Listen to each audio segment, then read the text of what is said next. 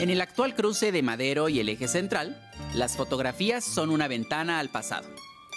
Los últimos restos de la colonia se mezclaban con los edificios de la modernidad porfiriana, y para 1910, el tráfico de carruajes, peatones y bicicletas era cada vez mayor.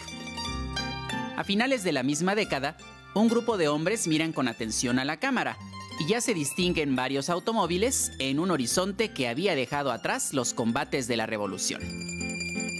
La batalla que hoy enfrentan los capitalinos es por el espacio. Cada minuto, cientos de personas buscan cruzar esta frontera y con una sincronía perfecta, miles de historias se encuentran por unos segundos en una carrera contra el semáforo.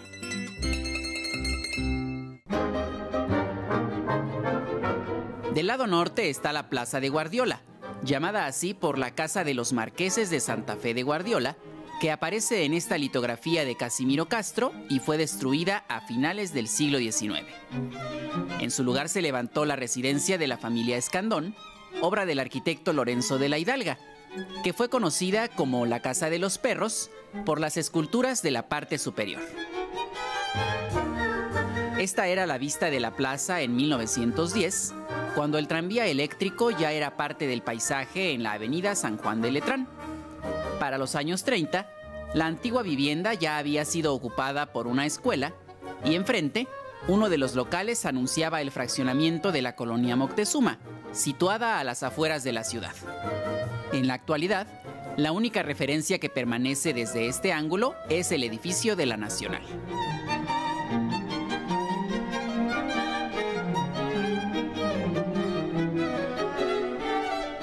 La propiedad de los Escandón fue demolida poco después para erigir el edificio Guardiola, diseñado en estilo Art Deco por Carlos Obregón Santacilia.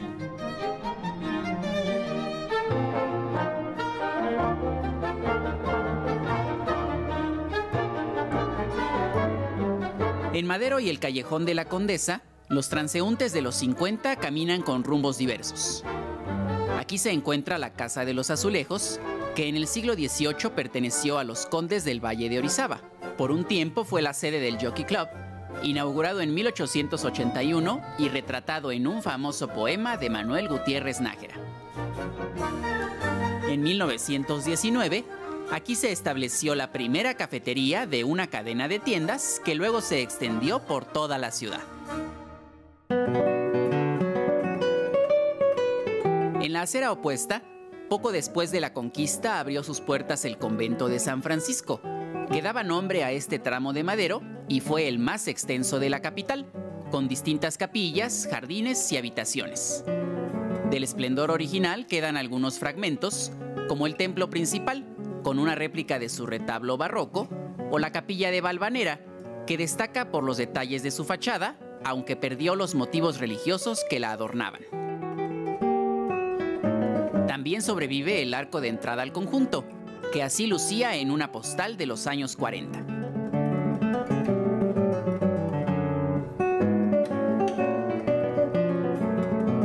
A un costado se ubica el templo de San Felipe de Jesús, de estilo neogótico, planeado por el arquitecto Emilio Dondé a finales del siglo XIX.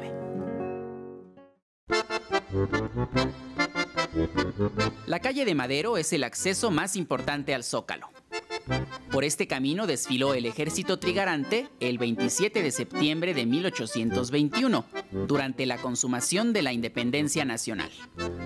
Casi un siglo después, el presidente Francisco I. Madero saludaba a las multitudes en una estampa de la revolución que parecía haber terminado, pero en realidad apenas comenzaba.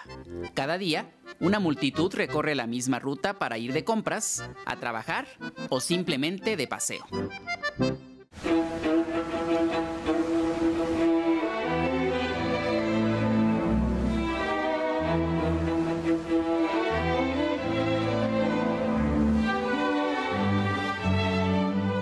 En el número 17 de Madero se mantiene en pie el llamado Palacio de Iturbide, el regalo de bodas que el marqués de Jaral de Berrio le entregó a su hija a finales del siglo XVIII.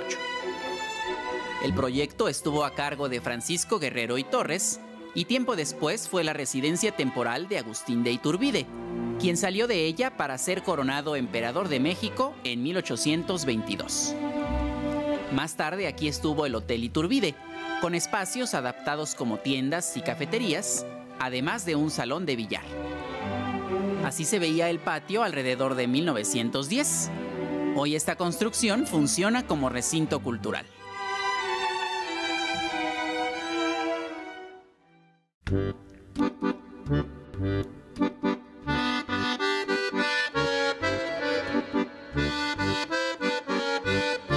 Llegando a Bolívar, este inmueble de la misma época guarda múltiples historias entre sus muros.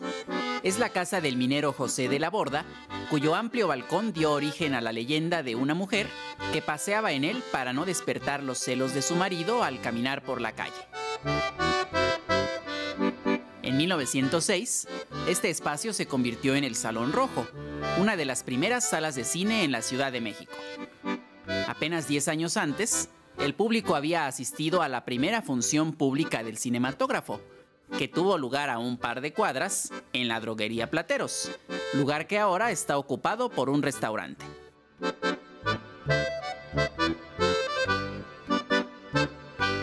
En la esquina con Motolinía se conserva esta figura de piedra que representa la cabeza de un león y, según la tradición, marca el nivel que alcanzó la gran inundación de 1629.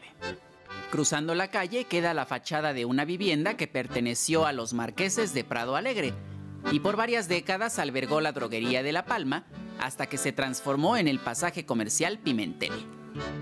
Del lado norte, una tienda de ropa ocupa el edificio donde estuvo la joyería La Perla, fundada por los hermanos Diener e inaugurada en enero de 1903.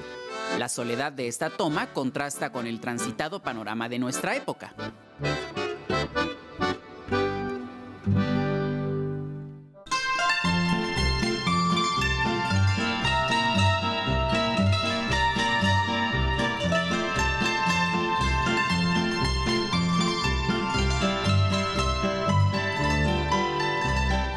Otro templo de gran importancia en la calle de Madero es el de la Profesa, ubicado en el cruce con Isabel la Católica, calle que antiguamente se llamó San José el Real.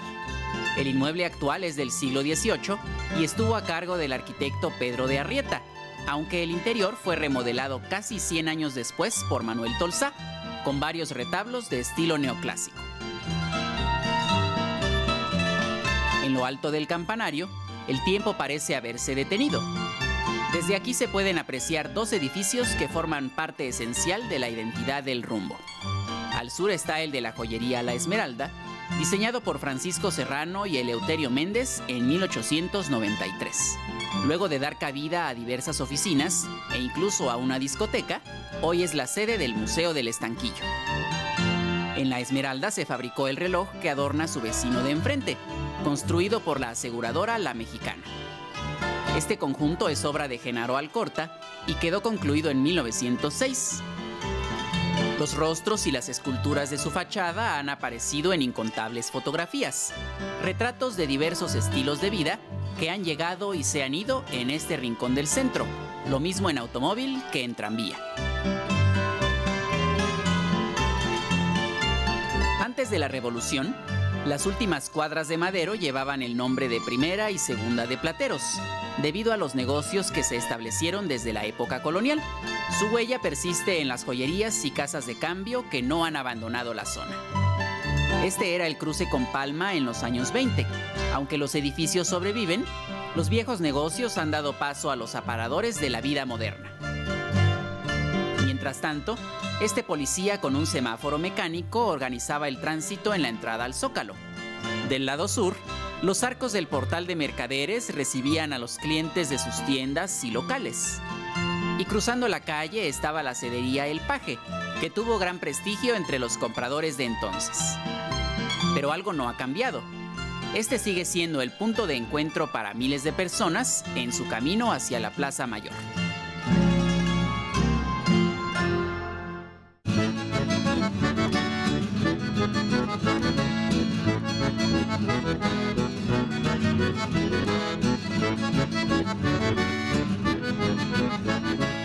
En el ángulo suroeste de la explanada surgió uno de los almacenes más célebres del Porfiriato, que abrió sus puertas en 1899.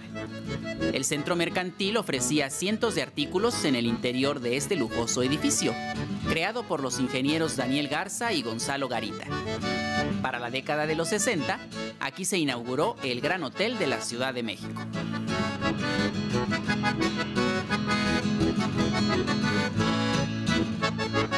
En este punto comienza la avenida 16 de Septiembre, que actualmente es un corredor peatonal, pero a inicios del virreinato todavía era una acequia que iba de Roldán al convento de San Francisco.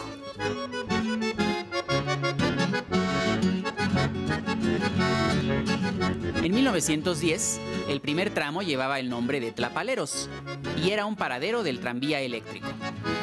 A finales de los años 30, el transporte público había cambiado en una ciudad que crecía hacia nuevos horizontes. La siguiente cuadra se llamó Refugio y su intensa vida comercial quedó retratada en esta postal de 1908. El nombre se debía a una imagen religiosa que ya desde entonces había sido colocada para evitar que la gente tirara basura y desapareció al prolongar la calle de Palma. En esta esquina estuvo el Hotel de la Bella Unión, donde se hospedaron las tropas estadounidenses durante la intervención de 1847. La fachada aún mantiene parte de su aspecto original, adornada por los bustos de diversos personajes.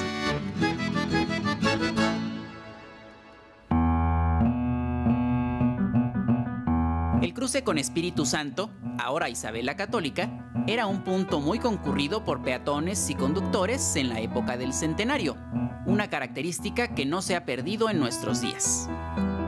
Del lado oeste destaca el edificio de la ferretería Boker, uno de los negocios más antiguos del centro, que se mudó a este sitio en 1900, reemplazando al viejo hotel de la Gran Sociedad. Un par de décadas más tarde, esta fotografía capturaba el ritmo cotidiano del rumbo. Los agentes de tránsito, los transeúntes, los automovilistas y los vendedores callejeros, todo enmarcado por la gran publicidad. A esta altura, 16 de septiembre era conocida como Coliseo Viejo, ya que en ella se estableció un antiguo teatro que solo perdura en el recuerdo.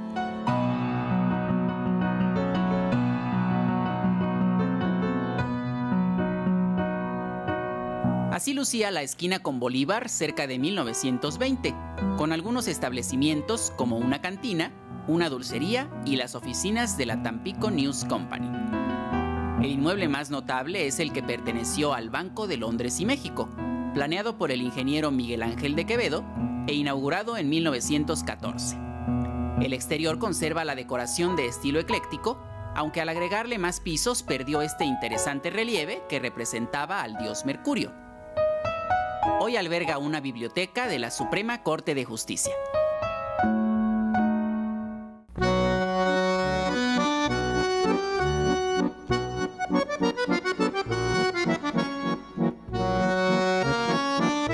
A unos pasos, el intenso tráfico de los años 20 es visible en esta toma, donde aparecen el tranvía con rumbo a Los Reyes, las unidades de las rutas Insurgentes y Roma Piedad, y los anuncios de calzado y medias de seda. Se trata del cruce con Gante, donde sobrevive este edificio diseñado por el ingeniero José Luis Cuevas en 1918, que un tiempo fue la sede de la Compañía de Luz y Fuerza Motriz y ahora es propiedad del Banco de México.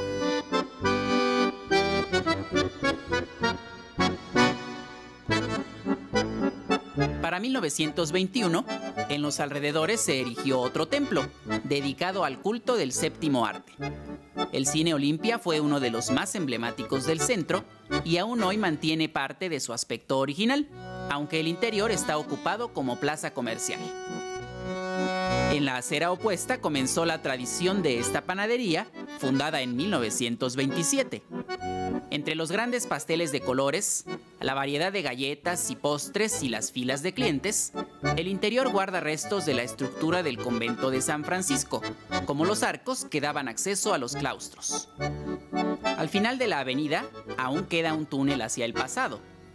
El pasaje del Cine Savoy fue construido en los años 40 y es la entrada al mundo del cine para adultos, una historia que se niega a morir en las calles del primer cuadro.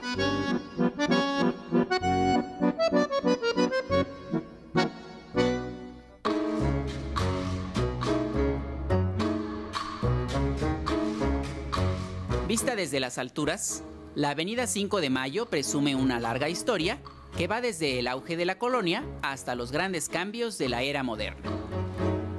En la banqueta se hace más notoria la diversidad de rostros y de personajes citadinos que a diario recorren el camino entre la Alameda y la Catedral. Antiguamente, las dos primeras cuadras de 5 de Mayo llevaron el nombre de Arquillo, por un arco que estuvo situado a la entrada. Este cuadrante era parte de la Alcaicería, un mercado establecido en el siglo XVII. Su memoria aún subsiste en el remate de un edificio y en varias placas sobre la calle de Palma. Más tarde, aquí se levantó el Monte de Piedad, fundado por Pedro Romero de Terreros en 1775 y frecuentado hasta nuestros días en varias temporadas del año. En esta postal de los años 20 aún no tenía el último piso, y frente a la puerta, los pasajeros abordaban las unidades del transporte público con rumbo a Santa María la Ribera. Así se veía a mediados de los años 50, con una llamativa iluminación nocturna.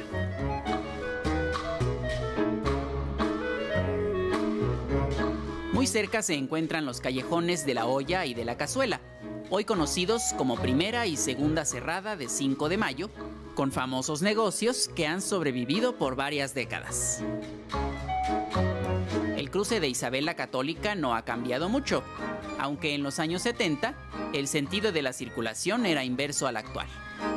Aquí se ubica la Casa de las Ajaracas, llamada así por el diseño de su fachada, que fue reconstruida en los 30 a partir de un edificio colonial.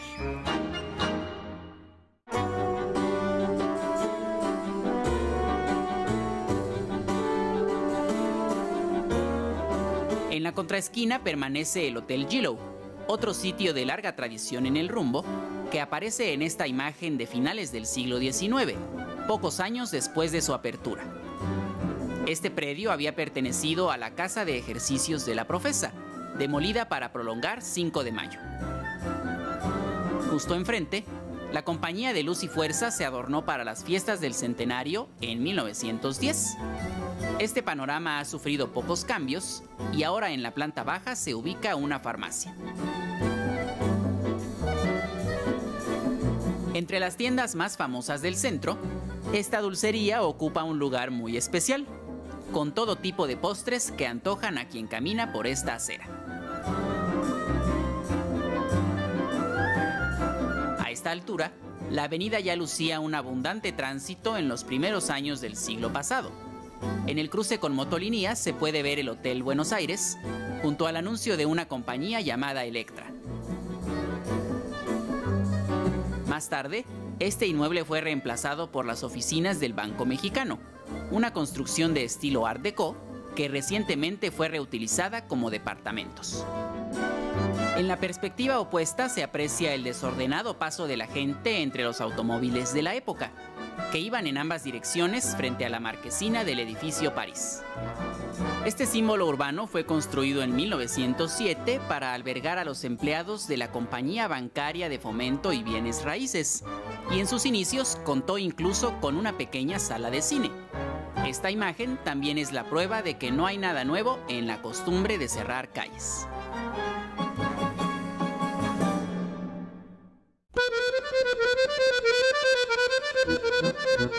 Todavía a inicios del siglo pasado, 5 de Mayo terminaba en el cruce con Bolívar. Ahí se encontraba el Teatro Santa Ana, luego llamado Nacional, obra del arquitecto Lorenzo de la Hidalga, que había sido inaugurado en febrero de 1844. Esta sala tuvo capacidad para más de 2,000 espectadores y 10 años después de su apertura, en este escenario se estrenó el himno nacional mexicano. Para 1901 fue destruido y la avenida se prolongó hasta el actual eje central. Su nombre solo perdura en una pequeña placa. En el predio vacío surgieron 2 ejemplos de la arquitectura del Porfiriato. Al sur, la sede de los ferrocarriles nacionales quedó retratada en el álbum del centenario, con varias calandrias avanzando por la calle, y también en una postal de los 40, cuando la moda era usar sombrero y los modelos de autos eran muy similares entre sí. La fachada se conserva casi idéntica, con 4 frontones adornados por figuras humanas. Al norte está el edificio marcado con el número 20, donde aún existe la talabartería La Palestina. En los pisos superiores se instaló la redacción de la revista Savia Moderna, que solo editó 5 números en 1906, pero contó con la participación de escritores y artistas como Antonio Caso, Manuel Gutiérrez Nájera, Saturnino Herrán o Roberto Montenegro.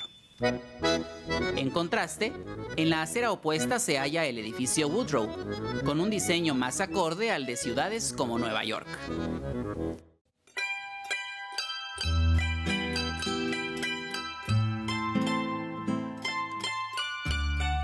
El cruce con Filomeno Mata es uno de los mejor conservados, con varios inmuebles que ya rebasan los 100 años de vida. Este era el paisaje a finales de los años 50, una toma en la que ya se distinguen diversos modelos de autos y un camión de pasajeros. A unos pasos, llegando al eje central, se ubica el Banco de México. Este edificio se remonta a 1905 y originalmente fue propiedad de la Mutual Life Insurance Company.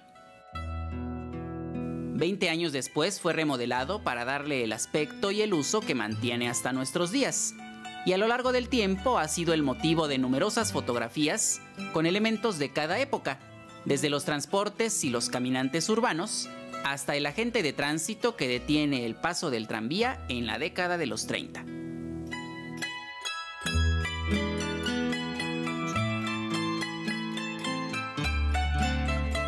Como una mirada hacia el futuro, este elegante transeúnte posa para la cámara en una escena cotidiana que captura el paso de varios siglos en pocas cuadras.